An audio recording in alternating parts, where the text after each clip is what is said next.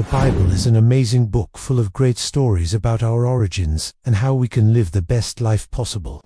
But it's not always easy to know whether these stories actually happened, or are just colorful tales meant to teach us important lessons. It's especially hard to figure out what happened, because many of the places mentioned in the Bible have vanished without a trace. This is one of the reasons why the Bible is so interesting and has inspired so many works of art, music, and movies. People have been arguing for centuries about the truth of the stories in the Bible. In today's video, we're going to talk about the lost city of Sodom. The story of Sodom and Gomorrah is one of the most well-known and talked about stories in the Bible. And even though there are many different ways to interpret it, one thing is clear: both cities were completely destroyed. But what does science have to say about this story? Is it true, or is it just a made-up story? We'll answer these questions and more in today's video, so make sure to watch it all the way through. Before we get into the archaeological evidence for the destruction of Sodom and Gomorrah, let's quickly review what the Bible says about them. According to Genesis chapters 18 and 19, Sodom and Gomorrah were two cities in the valley of Siddim, which was probably in the Dead Sea Basin. These two cities are often brought up together because they were close to each other and shared a lot of the same problems. Even though Sodom is the main character in the story, Gomorrah is also punished along with it. The story of Sodom and Gomorrah is one of the most well-known stories in the Bible, but it's also one of the most violent. In Genesis chapter 19, the whole city of Sodom turns against Lot after he welcomes two angels who came to warn him. They want to hurt him sexually. Then the angels save Lot and his family, but everyone else in the city is killed when God rains down fire and sulfur on it. A similar fate befell the nearby city of Gomorrah. The story of Sodom and Gomorrah is put into question by scientists who say that there is no proof that either city ever existed. Some people believe that the story is just a lesson about how bad it is to do things like abuse guests or go against the laws of hospitality.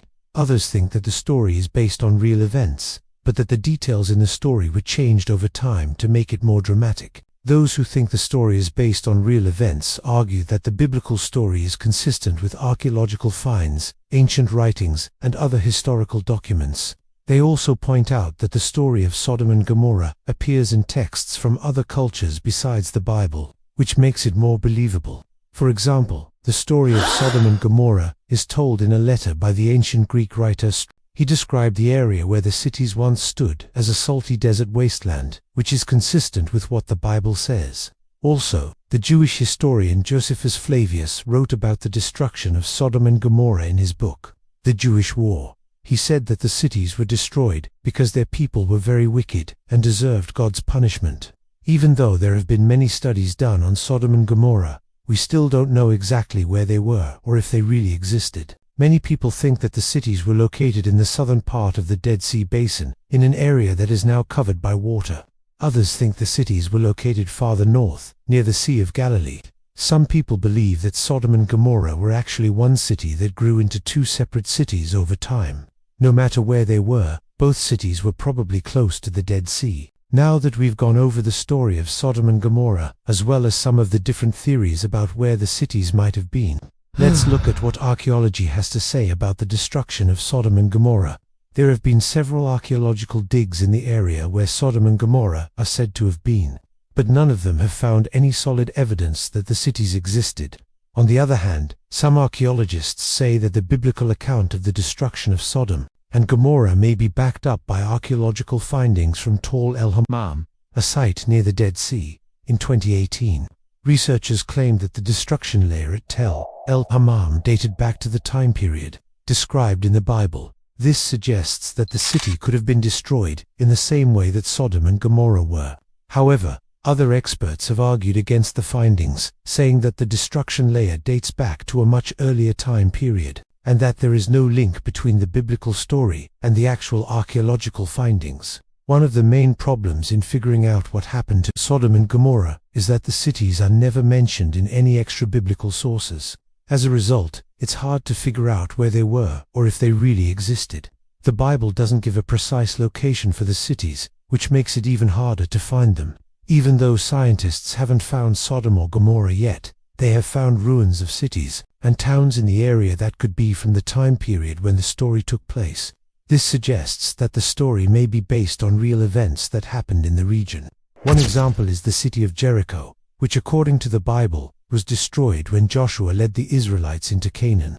Archaeologists have found evidence that the city was destroyed around the time the Bible says it was, which lends credence to the biblical account. Another piece of archaeological evidence that could point to the destruction of Sodom and Gomorrah comes from the nearby area. There have been finds of skeletons that show signs of being burned, which could point to the violence that is described in the Bible. In addition to the physical evidence, scholars have looked into ancient texts from neighboring countries to see if there is any mention of Sodom and Gomorrah. They found a letter from the ancient Egyptian king Meneptah that mentions Israel and Canaan, but it doesn't say anything about Sodom or Gomorrah.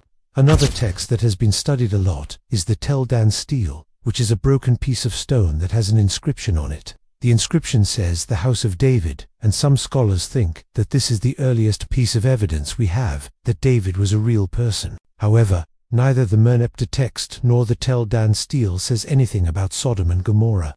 Finally, let's talk about the Dead Sea Scrolls, which are a collection of ancient Jewish texts that were found in caves near the Dead Sea between 1947 and 1956. Some people think that the scrolls could contain evidence that sheds light on the destruction of Sodom and Gomorrah, but this is only speculation. Overall, the archaeological evidence for the destruction of Sodom and Gomorrah is not very strong. Most archaeologists agree that the cities probably existed, but there is no proof that they were destroyed in the way that the Bible says they were.